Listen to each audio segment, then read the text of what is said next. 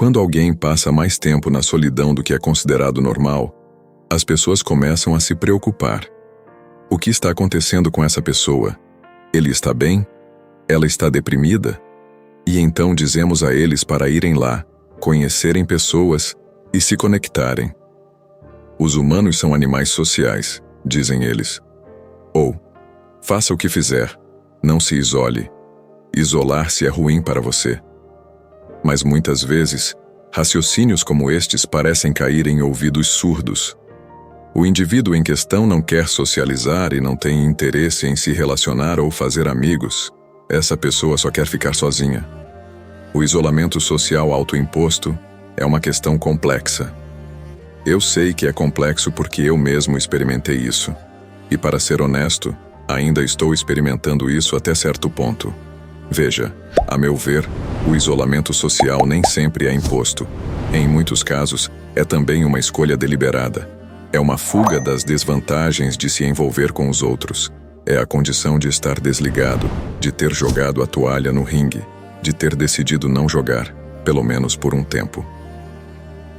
Enquanto admito sem hesitação que tal atitude nem sempre é saudável. Embora o isolamento social autoimposto seja um retiro nos limites seguros do espaço privado, também nega interações sociais com outras pessoas. É um desembaraço da vida pública, um refúgio na mente e no microcosmo individual. Isso poderia deixar alguém sujeito a problemas psicológicos, ressentimento, visões distorcidas do que está por aí e câmaras de eco odiosas na internet. Ainda assim, acredito que o isolamento social é compreensível. Não é apenas um subproduto do Zeitgeist, mas também um sintoma do que significa ser humano. Então, por que muitas pessoas optam por ficar sozinhas e isoladas? Quais são suas motivações? E existe uma solução para esse fenômeno? Este vídeo explora o isolamento social. E por que ficar sozinho nem sempre é por acidente. Muitas vezes é uma escolha. A complexidade do isolamento social. Isolamento social e solidão não são sinônimos, pois são duas coisas distintas. Pode-se estar socialmente isolado, mas não solitário, vivendo feliz na própria companhia. Mas também podemos estar no meio de uma multidão, ter muitos amigos e outras conexões sociais e sentir-nos solitários. Dito isto, é comum que alguém socialmente isolado se sinta solitário devido à falta de interação social. Poderíamos também afirmar que o isolamento social é uma situação objetiva, embora em muitas formas e graus, enquanto a solidão é uma experiência subjetiva. Consequentemente, algumas pessoas socialmente isoladas raramente sentem solidão, enquanto outras sentem. Mas isso não significa que as pessoas socialmente isoladas que não vivenciam a solidão estejam isentas de problemas. Eles poderiam ter problemas subjacentes que facilitam sua tendência de ficar longe das pessoas. Por exemplo, existe uma condição mental chamada transtorno da personalidade esquizoide, que se caracteriza por não necessitar de interação social e ter preferência pela solidão. Mas as pessoas que sofrem desta condição também carecem de alegria e prazer. Passei por vários períodos mais prolongados do que chamaria de isolamento semissocial. Digo semi porque nunca fui totalmente excluído das interações sociais. O isolamento social completo é uma raridade na era digital, pois podemos facilmente interagir com as pessoas na internet, por mais superficiais que sejam essas interações, e que elas aconteçam digitalmente e não na vida real. Então, quando falo de isolamento social neste vídeo, vou me referir principalmente ao isolamento semissocial. Além disso, sempre tive alguns amigos em segundo plano, e meus 4 irmãos, mãe, padrasto e outros membros da família. No entanto, houve momentos em que minhas interações com essas pessoas foram mínimas enquanto morava sozinha em meu apartamento. Eu também não estava particularmente interessado em me conectar com estranhos online.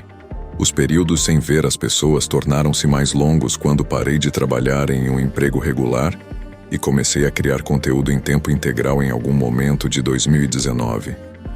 E quando a peste chegou em 2020, passei semanas sem ver uma única alma.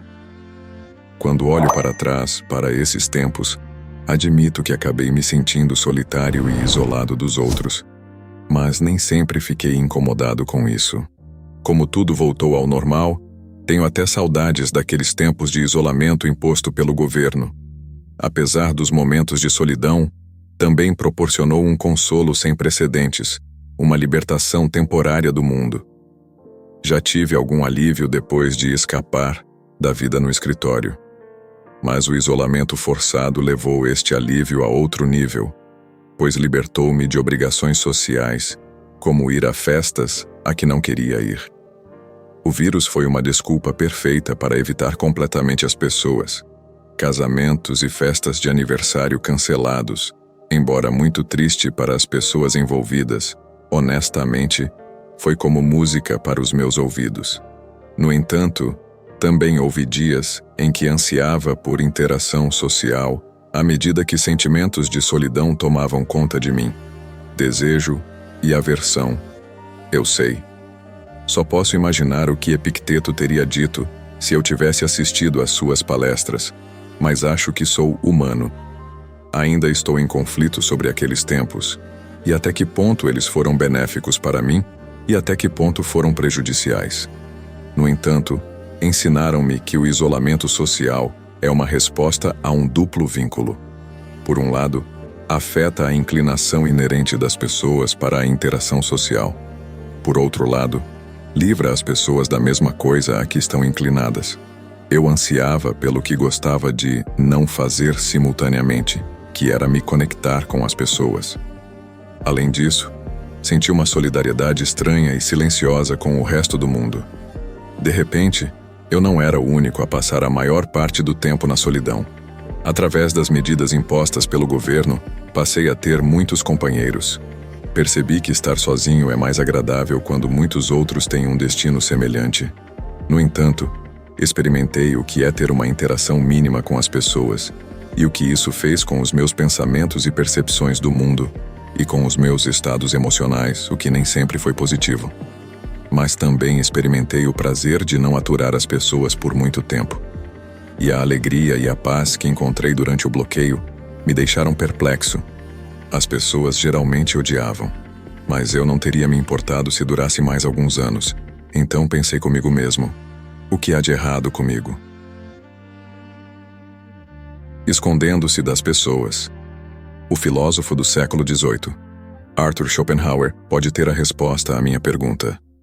Ele descreveu a natureza das relações humanas como um dilema e explicou-o usando ouriços. Imagine um grupo de ouriços no inverno nevado com duas opções para lidar com o frio. A primeira opção é aproximar-se, buscando o calor mútuo no abraço um do outro. No entanto, quando o fazem, eles também machucam uns aos outros com suas pontas afiadas. Por isso, muitos dos ouriços escolhem a segunda opção, que é aguentar o frio sozinhos. O dilema do porco-espinho de Schopenhauer mostra efetivamente a situação difícil das relações humanas. O duplo vínculo que mencionei antes. Por um lado, ansiamos por interação social. Por outro lado, a interação social é uma fonte de mágoa. É provavelmente a fonte dominante de trauma. E para algumas pessoas, esse lado negro da interação social supera os seus benefícios. Essas pessoas tendem a se afastar da vida social. Eles preferem a frieza da solidão, a dor que surge ao passar o tempo perto das pessoas. Então, como esse dilema se relaciona comigo e como ele fornece uma resposta à minha pergunta? Percebi que o símile de Schopenhauer explicava o que tenho enfrentado durante toda a minha vida adulta. Quando sou honesto comigo mesmo, minha tendência de buscar a solidão não é apenas a mera preferência por ficar sozinho. É também porque os picos, por assim dizer, foram prejudiciais com demasiada frequência no passado, que vem influenciando minhas decisões ao longo da minha vida adulta. Veja bem, embora eu seja bastante introvertido por natureza e sempre tenha me saído razoavelmente bem na solidão, eu também costumava ser um cara sociável e extrovertido no passado, embora muitas vezes houvesse substâncias intoxicantes envolvidas. E agora, não tanto mais. Sem dúvida, o envelhecimento e as mudanças nas fases da vida são fatores para isso, mas infelizmente não são os únicos motivos. E estou longe de estar sozinho quando se trata de uma forte tendência de buscar a solidão devido a experiências dolorosas do passado com outras pessoas. Muito recentemente, enquanto estive na Ásia por alguns meses, li os livros Post Office e Ham on Rye, de Bukowski, que são romances semi-autobiográficos que giram em torno do personagem principal, Henry Chinaski. Chinaski muitas vezes se sente em desacordo com o mundo ao seu redor. Ele experimenta um profundo sentimento de alienação, em parte devido à natureza mundana do seu trabalho e ao seu inconformismo, mas também porque não é aceito e condenado ao ostracismo pelo seu ambiente.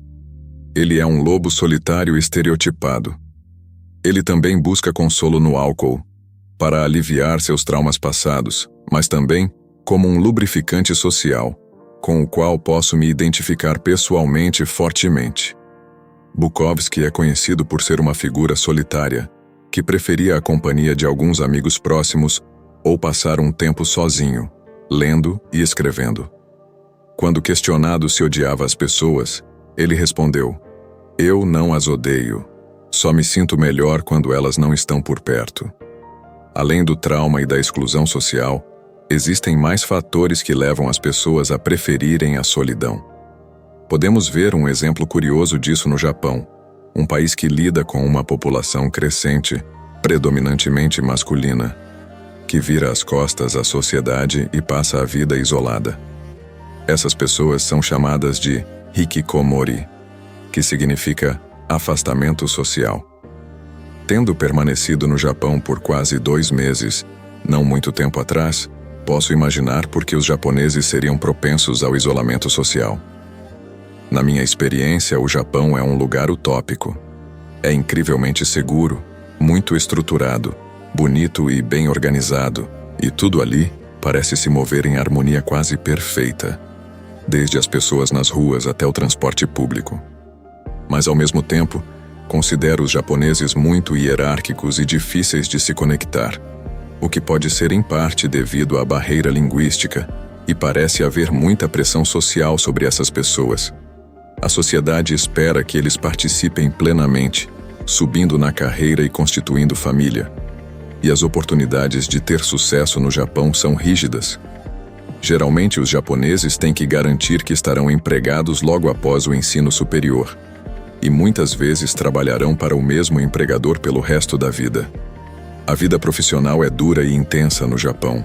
As pessoas trabalham muitas horas e as empresas esperam imensa lealdade e sacrifício. Então, o que isso tem a ver com isolamento social? Podemos dividir aproximadamente os hikikomori em 2 grupos. O primeiro grupo perdeu a oportunidade durante a chamada década perdida do Japão, uma época de crise econômica. Estes membros da chamada geração perdida não conseguiram satisfazer as expectativas da sociedade e, portanto, retiraram-se para o isolamento social, em parte por vergonha. O segundo e emergente grupo pertence às gerações mais jovens. Embora tenham a chance de se conformar aos padrões sociais, eles optam por se afastar da sociedade, pois não sabem como lidar com suas vastas demandas e apenas querem ficar longe de todos os touros. Embora suas motivações sejam provavelmente complexas e diferem por indivíduo. A maioria dos hikikomori mora com os pais, enquanto outros trabalham por conta própria e podem viver de forma independente. Dificilmente ou nunca saem de casa e a sua vida social é inexistente. Como eremitas humanos, eles escondem-se, não tanto do mundo em si, mas das pessoas que nele vivem. Olhando para a longa tradição dos eremitas durante a humanidade, como os antigos padres do deserto e os sábios taoístas, parece que a solidão como modo de vida não é tão estranha ao ser humano. Alguns de nós, contra a nossa suposta necessidade de companhia, parecemos viver bem e ainda melhor na solidão. Mesmo os antigos estoicos, que eram cosmopolitas e valorizavam a participação na vida pública, reconheciam a experiência de estar sozinho como um elemento natural do ser humano. Epicteto afirmou: Mas ainda assim é preciso preparar-se também para isso, isto é, ser capaz de ser autossuficiente, ser capaz de comungar consigo mesmo. Assim como Zeus comunga consigo mesmo, e está em paz consigo mesmo, e contempla o caráter de seu governo, e se ocupa com ideias apropriadas a si mesmo, também devemos ser capazes de conversar conosco mesmos, para não precisarmos dos outros, para não ficar sem saber como gastar nosso tempo, quando a solidão dá errado. Meus momentos de solidão nem sempre foram prazerosos. Já experimentei solidão e alguns sintomas de depressão no passado, e em meio à peste, a ausência de pessoas ao meu redor, sem ver uma única alma durante semanas, começou realmente a me incomodar. Não, afinal, não sou um sábio. Eu também preciso de interação social, embora possa ser menos que o normal. Neste oceano de solidão, fiquei sozinho comigo mesmo de uma forma sem precedentes. E mesmo que eu conseguisse, descobri que eu nem sempre era uma boa companhia. Na solidão, a pessoa fica propensa a pensamentos prejudiciais e excessivos. Muitas vezes as conversas consigo mesmo tornam-se mais prevalentes, e a ausência de pessoas com quem compartilhar os pensamentos resulta no engarrafamento desses pensamentos e, no pior dos casos, eles se transformam em um tumor analítico que atormenta a mente. Muitas vezes subestimamos a presença de outra pessoa, alguém que ouve e pode transformar e desmascarar as nossas distorções cognitivas e reflexões destrutivas. Alguém nos dizendo que o mundo não é tão terrível quanto acreditamos, ou que nosso pensamento deriva de preconceitos pessoais em vez de informações factuais. Outras pessoas nos iluminam e refrescam as páginas de nossas mentes. Durante os longos períodos de solidão, comecei até a sentir falta do meu antigo emprego e dos meus ex-colegas de trabalho, e não me importaria de participar de uma reunião chata se isso significasse alguma interação social. Às vezes olhava para trás com nostalgia, para as conversas no espaço de trabalho, as piadas, os sorrisos, quase esquecendo as suas facetas menos agradáveis. Inesperadamente, pelo menos para mim, senti nostalgia do que havia escapado, então percebi que, embora não me arrependa de ter escolhido trabalhar sozinho, em vez de entre pessoas, ficar muito desolado também não era bom. Pelo menos não para mim. Os riscos do isolamento social estão bem documentados. Extensas pesquisas relacionam o isolamento social à depressão e ansiedade, aumento do estresse e diminuição da autoestima. Existem também riscos para a saúde física, como sistema imunológico enfraquecido, aumento da inflamação e problemas de sono. Mas a extensão destas questões depende da personalidade de cada um. Alguns se dão bem na solidão e outros não suportam ficar sozinhos. No extremo, do ponto de vista social, temos eremitas que escolhem o isolamento. São autossuficientes e encontram grande paz e contentamento na solidão. Em muitos casos, estes indivíduos adotaram um sistema de crenças espirituais ou filosóficas que dá sentido ao seu estilo de vida. Por exemplo, um eremita cristão que passa a maior parte do tempo em oração, experimentando um profundo sentimento de conexão com Deus, que é tão gratificante e significativo que torna obsoleta a necessidade de interação social mundana. Mas para a maioria das pessoas, esse estilo de vida provavelmente não é ideal ou desejado. No entanto, muitas dessas pessoas ainda buscam a solidão por diversos motivos e precisam de interação social. Existe uma solução para eles? Existe uma solução? Pela minha experiência, explorar as motivações pelas quais busco tanto a solidão tem sido útil. Para mim, essas motivações são multifacetadas. A solidão me permite fazer trabalhos criativos e de introspecção, por exemplo, o que considero positivo. Mas poderia haver razões negativas baseadas no medo, como esconder-se das pessoas, ansiedade social, vergonha, culpa e experiências passadas dolorosas? Estaria mentindo se dissesse que só tenho motivações positivas. Infelizmente, eu não. Schopenhauer teve a ideia de enfrentar o dilema do ouriço ao procurar socializar de uma forma que minimizasse tanto o frio quanto os picos dolorosos. O que ele descobriu é interessante. Ele propôs que, para evitar a dor da interação humana e a solidão do isolamento social, deveríamos praticar educação e boas maneiras, o que nos permite interagir com as pessoas, mas mantê-las à distância. É claro que, como admitiu Schopenhauer, esta abordagem tem um grande problema.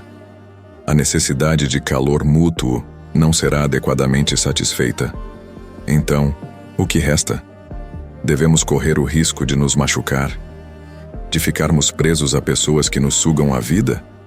De ficar sobrecarregado por muita conversa que não significa nada? Ou pior, de ser intimidado e abusado?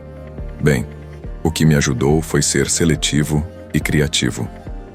Na medida do possível, tornei-me mais seletivo nas minhas interações e nas pessoas com quem convivia, e procurei passar mais tempo em boa companhia. Também examinei possibilidades de interação social, como viagens. Na verdade, depois do verão de 2022, quando a pestilência praticamente desapareceu e os esforços internacionais, a viagem voltou a ser possível sem muitos problemas, peguei um trem de alta velocidade e, uma semana depois, um avião. Depois de quase 3 anos de solidão, voltei ao mundo. Uma refrescante jornada de exploração, trabalhando em cafeterias e me conectando com a população local. Passar um tempo lá fora e conhecer pessoas era bom. A alegria disso eu havia esquecido, pelo que parecia. Embora as interações sociais geralmente esgotem a minha energia, elas também me rejuvenescem. Muitas vezes, mas nem sempre, as coisas começam a fluir novamente, mental e fisicamente, após um período de constipação emocional e cognitiva. Um dos benefícios do meu trabalho como criador de conteúdo é que nenhum local me acorrenta. Então, por que não usar esse recurso para obter interação social da maneira que eu gosto? Mas ninguém tem a possibilidade de viajar. O que me ajuda em casa é trabalhar em locais como bibliotecas e cafeterias, e usar a internet para a interação social com amigos por meio de jogos online ocasionais. Age of Empires IV, para ser mais preciso. Este último não substitui totalmente as interações da vida real, mas envolve interação social. Então existe solução para o isolamento social? Há muitos. E a abordagem mais direta é simplesmente chegar lá e conhecer pessoas. Mas o isolamento social é uma questão complexa. Há muitas razões pelas quais as pessoas evitam a interação social e passam a maior parte de suas vidas na solidão. Provavelmente não existe uma solução única para todos, pois cada caso de solidão crônica é único. Cada solitário tem uma história diferente. Alguns anseiam por interação social, mas o trauma e a ansiedade os impedem. Para outros, uma interação social mínima é suficiente, e o conselho de Schopenhauer não é uma má ideia para eles. E depois temos os eremitas de coração e alma, para quem a solidão é o modo de vida ideal. Sem dúvida, existem muitos tons de cinza intermediários, e como acontece com tudo, a necessidade de solidão e de interação social muda com o tempo. Não está totalmente claro onde me enquadro no espectro dos solitários agora. Eu poderia precisar de mais interação do que acredito. Ou talvez não. De qualquer forma, espero que este vídeo ressoe. Então, qual é a sua história? Agradeço por ter assistido ao vídeo. Não se esqueça de deixar o seu like, fazer um comentário e compartilhar. Espero encontrá-los no próximo vídeo. Até breve.